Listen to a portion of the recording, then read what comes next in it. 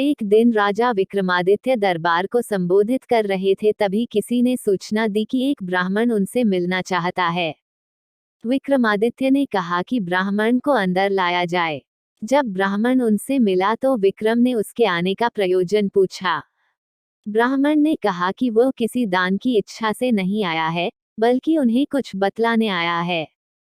उसने बतलाया कि मानसरोवर में सूर्योदय होते ही एक खंभा प्रकट होता है, जो सूर्य का प्रकाश ज्यों-ज्यों फैलता है ऊपर उठता चला जाता है, और जब सूर्य की गर्मी अपनी पराकाष्ठा पर होती है तो सूर्य को स्पर्श करता है। ज्यों-ज्यों सूर्य की गर्मी घटती है, छोटा होता जाता है तथा सूर्यास्त होते ही जल में विलीन हो जाता है। विक्रम के मन में जिज्ञासा हुई कि ब्राह्मण का इससे अभिप्राय क्या है। ब्राह्मण उनकी जिज्ञासा को भांप गया और उसने बतलाया कि भगवान इंद्र का दूत बनकर वह आया है ताकि उनके आत्मविश्वास की रक्षा विक्रम कर सकें। उसने कहा कि सूर्य देवता को घमंड है कि समुद्र देवता को छोड़कर पूरे ब्रह्मांड में कोई भी उनकी गर्मी को सहन नहीं कर सकता। देवराज इंद्र उनकी इस बात से सहमत नहीं हैं। उनका मानना है कि उनकी अनुकंपा प्राप्त मृत्युलोक का एक राजा सूर्य की गर्मी की परवाह न करके उनके निकट जा सकता है। वह राजा आप हैं। राजा विक्रमादित्य को अब सारी बात समझ में आ गई। उन्होंने सोच लिया कि प्राणोत्सर्ग करके भी सूर्य भगवान को समीप से जाकर नमस्कार करेंगे तथा देवराज के आत्मविश्वास की रक्षा करेंगे। उन्होंने ब्राह्मण को समुचित दान दक्षिणा देकर विदा किया तथा अपनी योजना को कार्य रूप देने का उपाय सोचने लगे।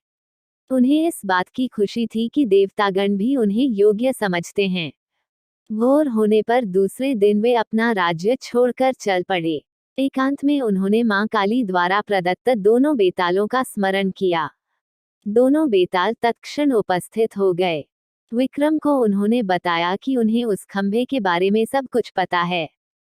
दोनों बेताल उन्हें मानसरोवर के तट पर लाए। रात उन्होंने हरियाली से भरी जगह पर काटी और भोर होते ही उस जगह पर नजर टिका दी जहां से खंभा प्रकट होता। सूर्य की किरणों ने ज्यों ही मानसरोवर के जल को छुआ कि एक खंभा प्रकट हुआ। विक्रम तुरंत तैरकर उस खंभे तक पहुंचे। खंभे पर ज्यों ही विक्रम चढ़े, जल में हलचल हुई और लहरें उठकर विक्रम के पांव छूने लगीं।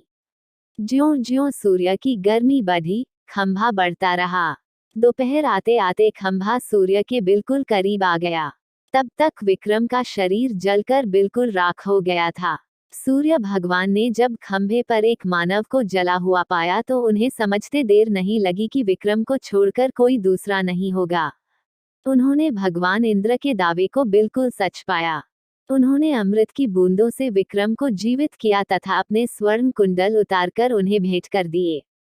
उन कुंडलों की विशेषता थी कि कोई भी इच्छित वस्तु वे कभी भी प्रदान कर देते।